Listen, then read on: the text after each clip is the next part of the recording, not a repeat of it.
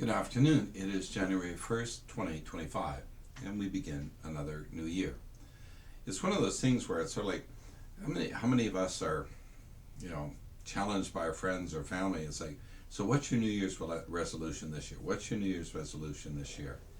And I always find it frustrating because most people I know, and myself when I was younger, you make the New Year's resolution, and by the end of the month you've broken it and it's sort of fallen all apart. And it's sort of like, do we really kind of get it? And I look at the gospel reading today where we have the shepherds coming to the stable and they're telling Mary all about the child Jesus. And there's a statement in there that says, and Mary pondered all of these things in her heart. And I sometimes wonder, do we spend enough time pondering? Do we spend enough time reflecting? So part about the Jewish people really didn't understand their relationship with God until they looked back at their 40 years in the desert. And then they began to understand their relationship with God. And I think sometimes the same is true for us. Do we spend enough time pondering? Do we recognize God's presence in our lives? And when we do that pondering, then when we make our New Year's resolutions, it's kind of like, okay, am I doing this with God's assistance? Am I doing this with the help of God? Where is God in this New Year's resolution? Now, I must admit, I don't make New Year's resolutions anymore. My New Year's resolutions were made on December 1st because for us, the liturgical year begins on December 1st with Advent. And I find it a lot easier to do my New Year's resolution there, except my New Year's resolution is basically about the same every year. It's to grow in faith, knowledge, and understanding of God. And doing that through the scriptures, doing it through reflection, doing it through writing. That's where I go with this.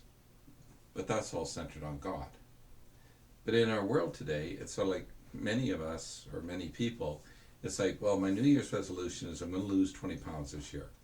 Or I'm going to change my diet, or I'm going to work out more, or. But even there, where's God in that?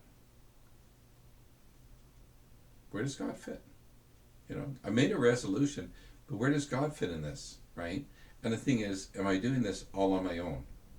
As if I'm just doing this all on my own, how is that going to work, right? I don't know about the rest of you, but the thing is, when I make resolutions, there's usually somebody out there who's holding me accountable for it and asking me, what have you done? Or how have you progressed? Because if there's nobody to answer to, and I'm only answering to myself, we're pretty good at letting ourselves off the hook and actually not following through in the manner that we should. The other part about pondering is oftentimes it gives us an insight into ourselves. Do I understand the mystery of me? And in the scriptures, Jesus tells us we need to know who we are. We need to understand who we are. And there's certain basics that we can go that all of us should be able to agree on. 1, we're sinners. 2, we're sinners in need of God's mercy and forgiveness. And 3, we are loved unconditionally by our Father in heaven. When we start off with that, then where do we move? Where do we go from there? And those are the basics of who we are. But how many of us, when we look back at our past, look back at our childhood, look back at our years in the work world, whatever, do I see God in any of that? Do I recognize God's hand in my life? Because here's part of the mystery. Everything in front of us is a mystery. None of us knows how much longer we're going to live. None of us knows what tomorrow is going to bring. And are we living in the today, the present?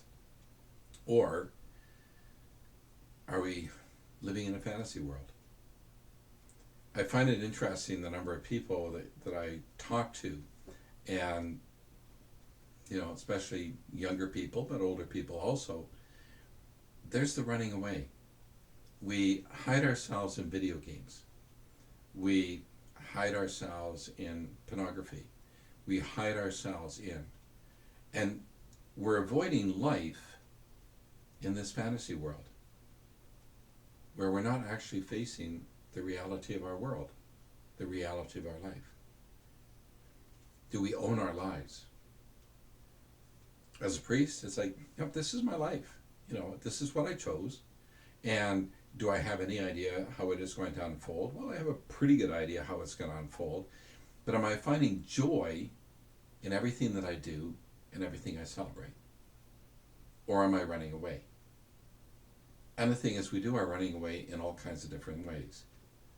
I know people who run away from reality by entering into prayer, where it's like, I'm not going to face the things. I'm going to go pray.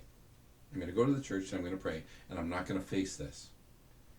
But the reality is, you have to. You have to. And sometimes it's in that pondering.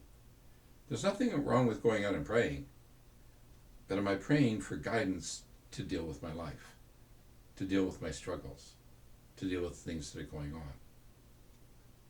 But there's other parts where it's where we sit on our phones and we watch reel after reel after reel, and the next thing we know is 2 hours are gone and I didn't have to deal with something. Or I put it off again and I put it off again because I don't want to deal with it. Whereas if we turn to God and we ask God for the guidance and the direction to deal with it. Challenge is, how much pondering do we do? How much time do we spend with God seeking the answers to the mysteries of who we are and the mystery of who we want to become? It's a new year. It's a new opportunity. It's a new challenge. When you sit down and you make your New Year's resolutions, ask yourself, where does God fit in this? And what is the assistance that I'm going to need from God? What is the assistance I would like to have from God so that I can fulfill what I'm trying to do? The other question you might ask is my intention, is my New Year's resolution part of God's will or not? Where does God's will fit in my New Year's resolution? And that's God's will for me. Something to reflect on, something to think about. It's a new year. It's time to celebrate. It's the last day of the Christmas octave. We have a few more days, 4 more days of the 12 days of Christmas. And then we have our Christmas season that runs till February 2nd. All of this time to reflect upon our relationship with God and the celebration of Christ who came incarnate into this world, who came to save us. And of course, what am I doing as a redeemed child of God? Choices are ours. The intentions are ours. The resolutions are ours. But are they in harmony with God's will in my life? It is January 1st, 2025, and it's the beginning of a new year. And so I wish you all a very blessed new year, and may God watch over you, protect you all the days of your life.